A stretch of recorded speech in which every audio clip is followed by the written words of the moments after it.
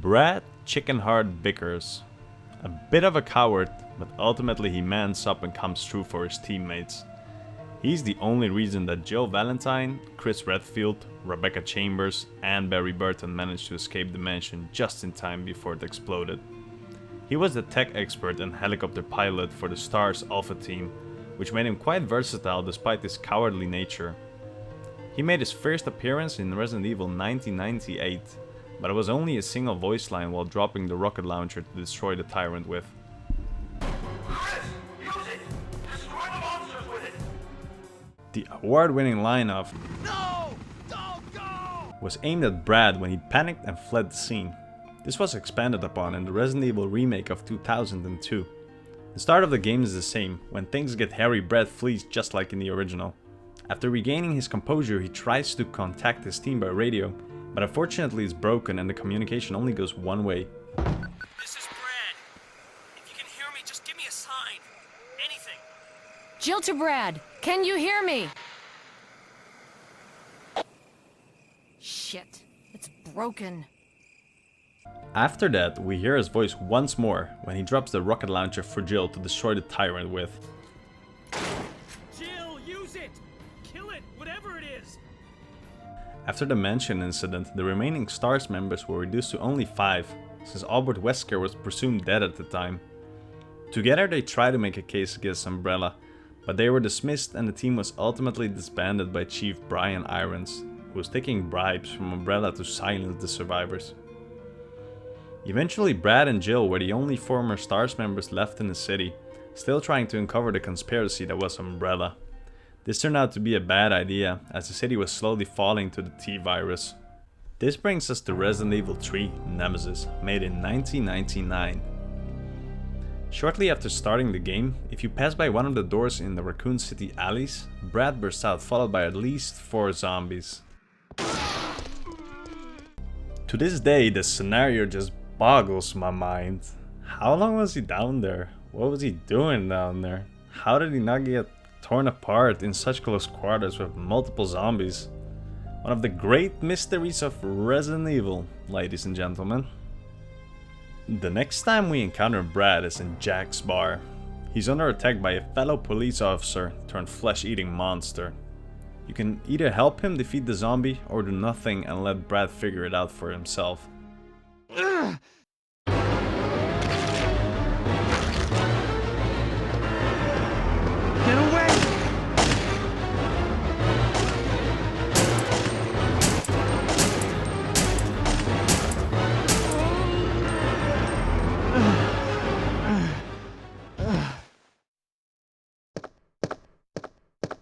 Brad, hang in there. Why isn't someone doing something about this? I didn't know you were still alive, Jill. The police aren't trained for this kind of situation. What could they do? Listen, he's coming for us. We're both gonna die. What are you saying? You'll see. He's after STARS members. There's no escape. This is where he informs Jill that someone or something is hunting the remaining STARS members.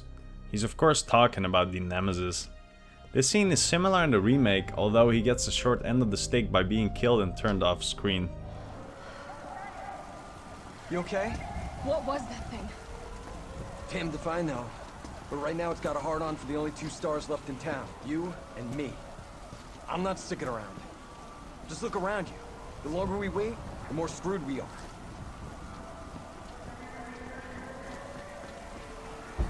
This all happened so fast. I don't know. One fucked up thing always leads to another. It's like Arclay on steroids. Brad! Here they come! In here! There's so many.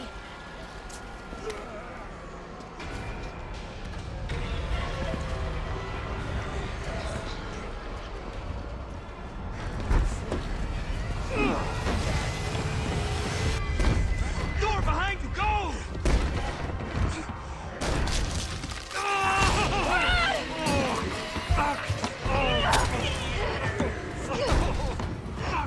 Don't think about it.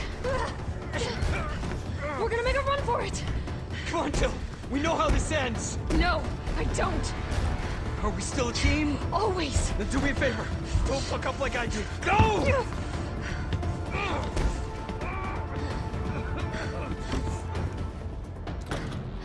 sorry, Brad. The first time I played the remake, I was confused at why he got bit there. But after replaying the original, I noticed that he does technically get bit in a cutscene, which I guess kind of makes it canon. Although his later demise has little to do with the bite, so it's not a very important detail. Back to Resident Evil 3. The last time we see Brad alive is when Jill enters the RPD courtyard. Not for long though, as Nemesis makes his first appearance as well. Jill! Brad! We've gotta...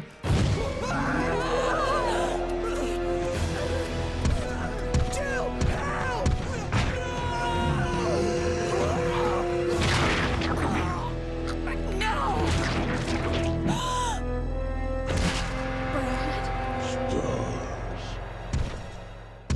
A very gruesome end, one that Brad for sure didn't deserve. If you choose to fight with the monster, you can pick up Brad's STARS badge, which you can use in the main hall to obtain a code.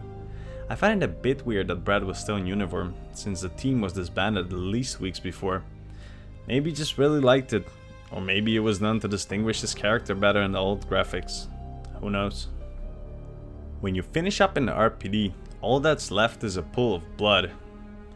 This is because Brad actually zombified in the time that it took Jill to acquire the lockpick. To finish the story, we need to switch games once more, this time to Resident Evil 2, 1998. If Leon manages to reach the RPD courtyard without picking up any items on the way, then a zombified Brad will show up downstairs.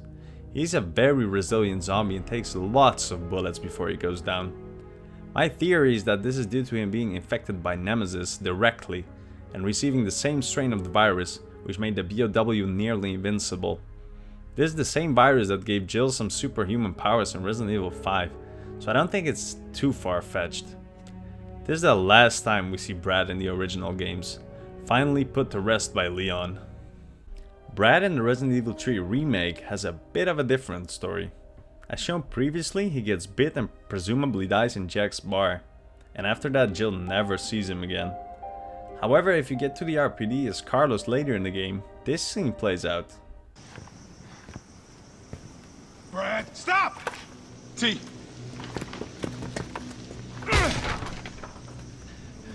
Come on, man. Not you too.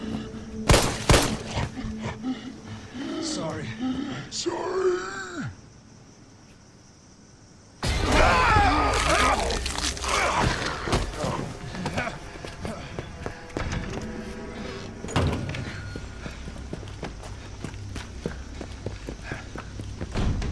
Shit, it's locked.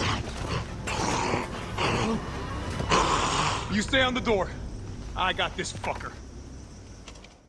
This confused the hell out of me. The only other talking zombies I've ever seen in Resident Evil was Forrest Speyer, and that was a Apache slot game, which is a really bizarre version of Resident Evil Remake. Dear God.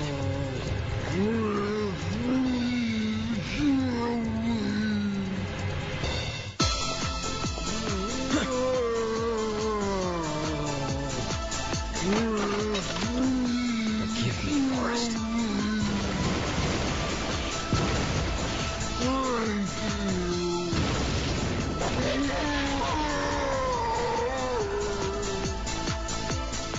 And the scene where Carlos Mercy kills Murphy in Resident Evil 3 Nemesis. No! Don't make me do this, Murphy. I don't want to shoot you. Kill me. I finished. Not human. Wait, we don't have to do this. Please hurry. Before I lose conscious. Before too late. Kill me! Yeah!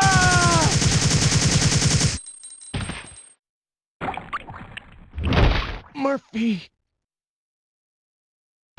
Why? No. No.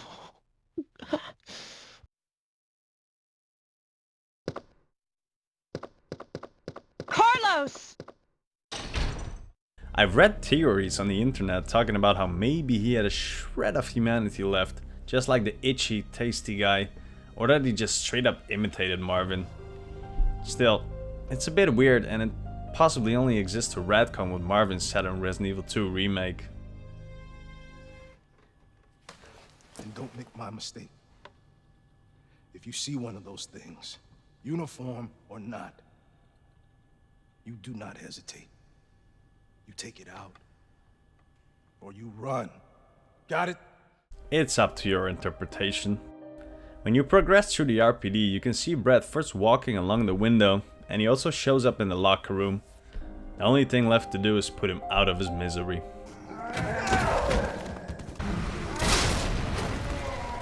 So, this really is the end of Brad Vickers, comrade and friend who died to give an epic introduction to Nemesis. That's that.